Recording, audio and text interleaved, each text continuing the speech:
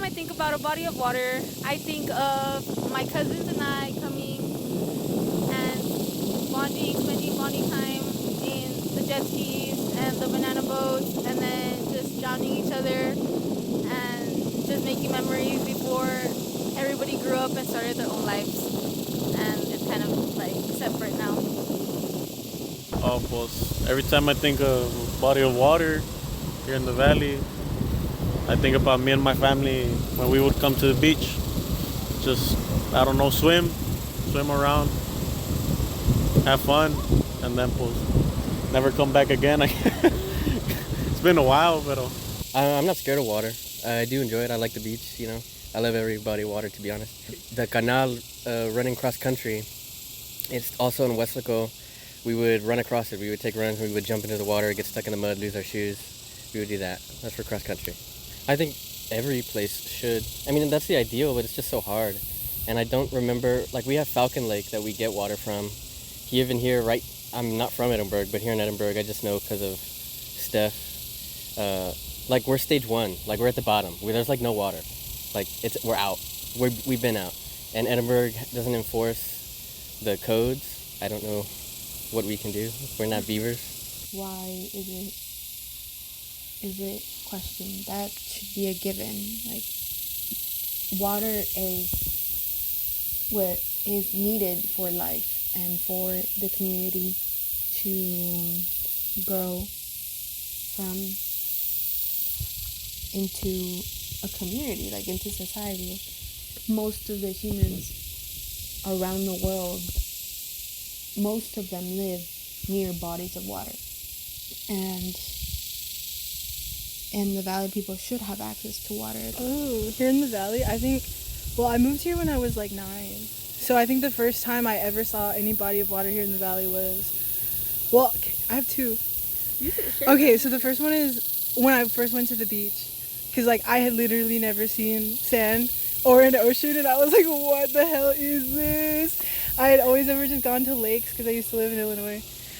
So that was life-changing. And we saw jellyfish, so that was cool. And the other one was I lived in Harlingen for like 6 years. And at the Harlingen Public Library, they have this like man-made lake. And it would always be really cool to go there. I mean, obviously, I feel like, yeah. Like, we can't swim at any of like the reservoirs or anything. And I mean, Donna has that entire thing that's like polluted completely. And if you go in, like, what are you going to do? You're going to get sick and get cancer. I know I went to Arkansas recently and they had fresh bodies of water, like clean water that you can actually go into. And everybody there was like way more into the outdoors because they have the space. They have the clean water.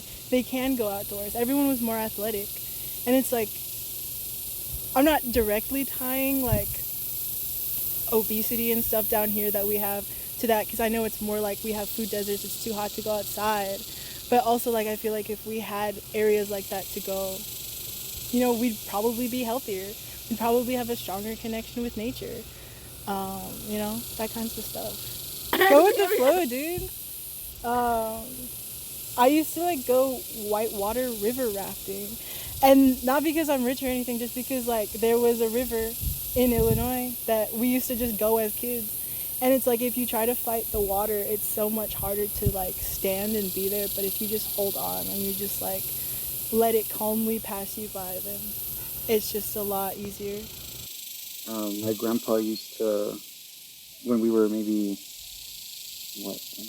must have been like 7 years old, my grandpa used to take us to these little canals, I guess. And he would bring these little like fishing poles with him. We would catch like small stuff sometimes if we were lucky. The older that I've gotten and you know, with that going to college and having more resources available and learning about the history of colonization, the more I've realized that things have been taken away from us or, I mean, we have some pretty sacred sites by us, right? There's the Rio Grande, and then SPI is its own thing, and I think Sal del Rey is out there. But I never heard of any of those things until after I went off and sought out higher education. And it made me realize that a lot of these things have been weaponized, commodified, capitalized on, um, for no other reason than to make money. And so while we do have limited access to them, it's certainly not in the ways that we knew them. Um, so yeah, I think we should have access to the water in a physical sense, but there's also the sense that it's been taken from us spiritually and culturally, that we deserve that full um, access to, through proper historical teachings and such. This past summer, after years of working and being in relationship with the Indigenous Cultures Institute, which is namely the Coahuiltecan people, and more specifically the Miyakan Garza Band, state legislature recognized tribe, I think is how you say it. So I was asked to help carry out the water ceremony. And with that came a lot of deep reflections about water. And coincidentally, this past summer, a lot of my friends have been inviting me out to go and swim, right, in these natural bodies of water or in these sacred sites. And the reason why I am hesitant to, I wouldn't say against it, but I'm hesitant to do that right away.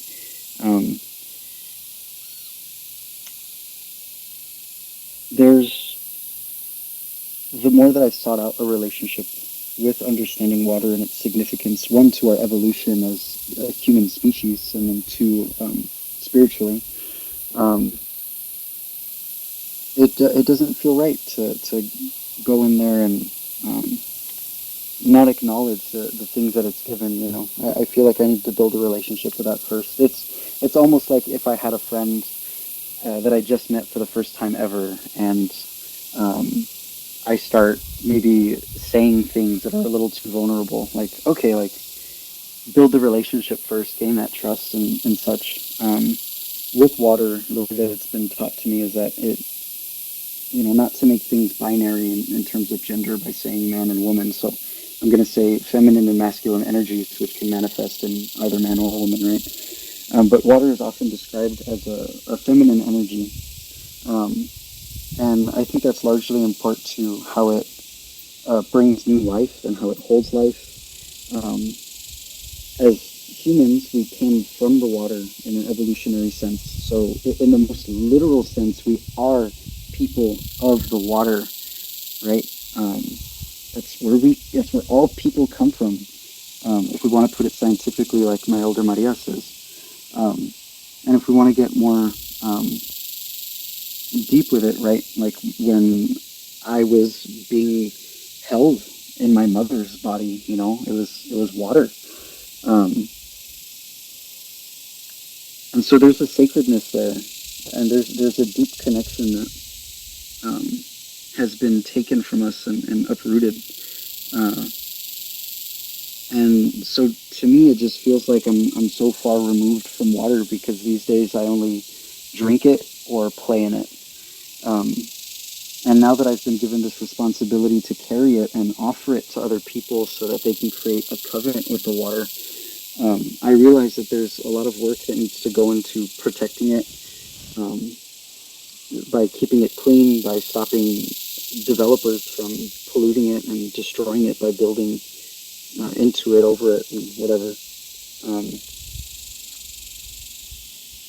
So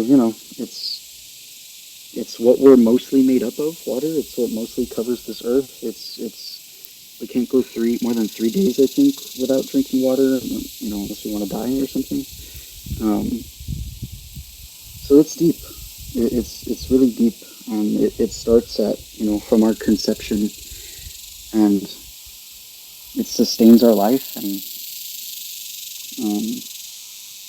I don't know, but between the point of developing within our mothers and then, our spirits leaving this earth, I often, again, after having been given this ceremony, have just been forced to kind of reflect on my very shallow relationship with water and how I interact with it. I mentioned earlier that I hated fishing and all those things, but I know that if I went today, I could just sit there and be patient with it and be still with it. There's great wisdom to gain from it. Right? It's this calm, fluid thing that can take whatever shape and form it wants, but it can also be extremely destructive. But it can also bring new life. It can also bring a lot of death. I don't think we think about that enough, because we refuse to slow down, and because this rush has been driven by capitalism.